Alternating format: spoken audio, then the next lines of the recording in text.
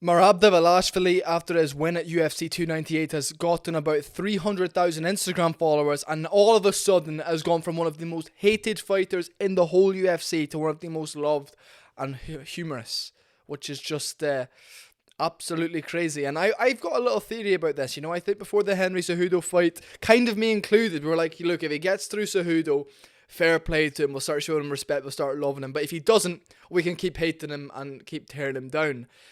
I made a video, the last 2 years I've made a video, or last 3 years, and I said my most hated fighters of the year, and unfortunately Merab, I think, was in both, because he wouldn't fight for the belt because of Aljo. Soon as Aljo lost, he was then campaigning for Aljo's rematch rather than his title shot, and it was just a big mess at bantamweight. However, he's on a 10-fight win streak, beating 3 former champions in a row in Petr, Jose Aldo, and Henry Cejudo.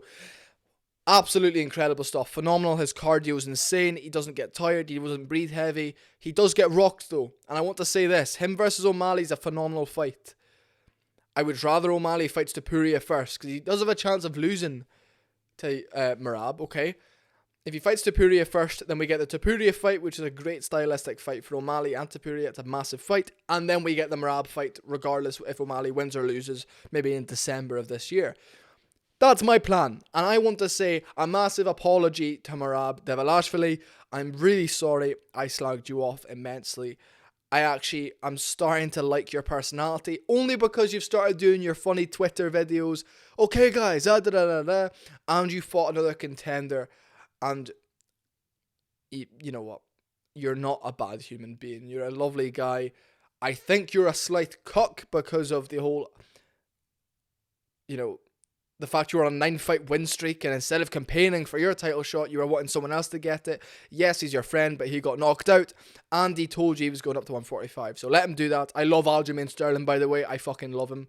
I'm not trying to be rude here. I'm just saying it was weird, Merab. But bygones can be bygones. You don't know me. You don't care who I am. I'm not trying to be disrespectful. I know you'd kill me. I think you're a phenomenal fighter, and you never know. One day, maybe I'll be hoping you win, but maybe not. But you know what? It's funny, Merab. You know what's funny? You know what's hilarious? You couldn't take down Jose Aldo, and you tried 12 times in 3 rounds, but you can take down an Olympic gold medalist? That's mental. But second of all, your fighting style to every fan was terrible, and we hated it. But because you do it every single time, and it works so effectively, we've just learnt to like it, and we've just learnt to, instead of sitting back and say, oh, this is boring, which it is, but it's really boring to watch, we can sit back and be more like, how the fuck does this man do this? And that's the mindset I'm taking to now, because I'm done hating on you, Merab. Yes, it's fun to hate you, but I'm going to find other people to hate, and I'm not going to hate on Ian Gary anymore. I'm going to hate on people like, I don't care. You know what? I don't really have anyone I can't stand at the moment. I really dislike Justin Gaethje. I think he's let's hate Justin Gaethje now. Yes, he's great to watch, but I'm gonna just hate Justin Gaethje. He was also one of my most hated fighters of the past few years, along with Jorge Masvidal. Anyway, back to the point of the video. I'm sorry, Merab. I've said it. I'm apologizing to you publicly. I said things like you should be cut from the UFC, regardless of being on a 9-fight win streak and beating former champions. That's how much I disliked you. But now, I've learned to love you, because no matter how much I hate your style of fighting and think it kills the sport, which it does, I can't help but sit back and think, this guy just, his last 10 fights, I think he was like 6-2 or 7-4, and then he just went on this crazy 10-fight win streak. I think he was 7-4 or something like that, and then he just changed his life by going on a 10-fight win streak. Knocking that guy out on the Contender Series, one of Matt Serra's guys, I'm saying Merab is one of Matt Serra's guys. And look, Merab has adopted this new personality of where he's being goofy and he's being a clown, and he looks weird. He's like a little midget stocky thing with incredible cardio that runs at you like a little garden gnome from The Bell. And I must say, he took a very slow first round against Cejudo, and Aljamain Sterling and him obviously were doing it apparently they were having a really hard sparring session in the back to where Aljo was shattered.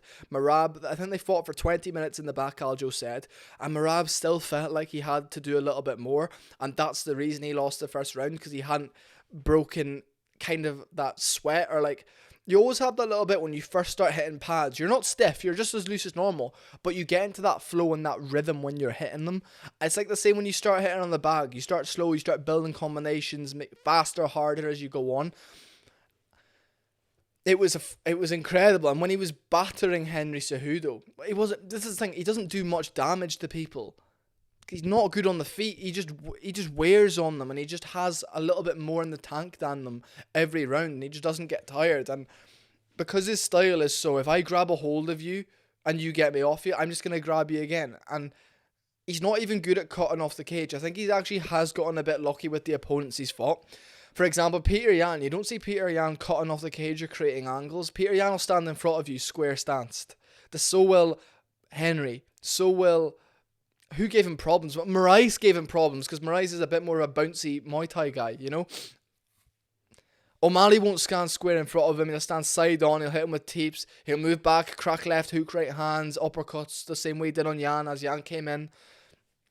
Knees up the middle, spinning shit. And I think O'Malley beats him and puts him away.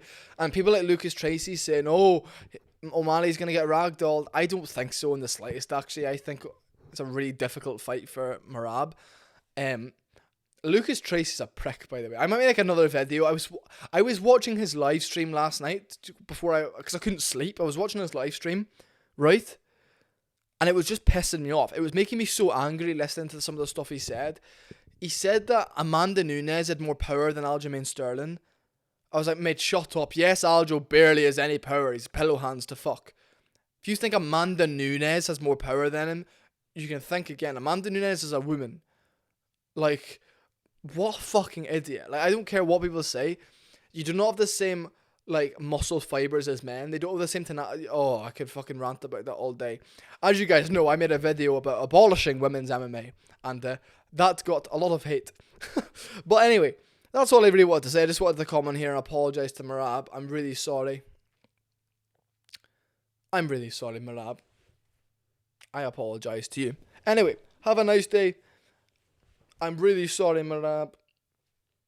I'm really sorry. I apologise. I like you now. I'm going to support you now. I suppose. Maybe not. I don't know. Anyway, just wanted to say sorry. Love you. Bye.